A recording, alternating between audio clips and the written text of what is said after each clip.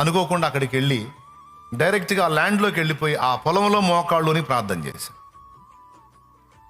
ఆ పొలంలోనే మోకాళ్ళుని ప్రార్థన చేసి, ఇది నాకు ఇచ్చినందుకు నీకు స్తోత్రం ప్రభు, ఇది చాలా అవసరం మీటింగ్కి నా ప్రభు. ఇక మళ్ళా చేయాల నేను దానికోసం.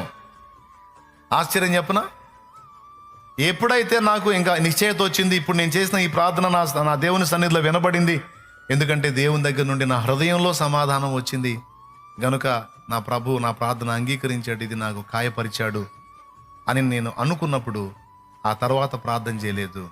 అంతకుముందు అన్నిసార్లు ప్రార్థన చేసినా అతడు స్పందించలేదు.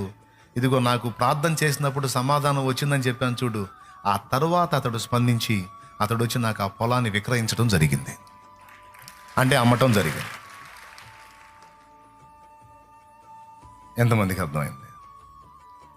అంటే ప్రార్థన ప్రభువు దగ్గరికి వెళ్ళింది అనే విషయంలో కూడా అంతరంగంలో సమాధానం ఉంటుంది, బహిరంగ సాక్ష్యం ద్వారా కూడా సమాధానం ఇస్తాడు. వర్షింపకుండునట్లు ప్రార్థించిన ఏలియా దేవుడు వర్షం కురిపించినట్లు మళ్ళా ప్రార్థన చేశాడు. తన పనివానితో చెప్పాడు, నువ్వు మెరక ఎక్కి సముద్రం వైపు చూడు, నీకేం కనపడిందో నాకు చెప్పు. దేవుడు వర్షాన్ని పంపిస్తానని చెప్పాడు, నేను ప్రార్థన చేస్తాను.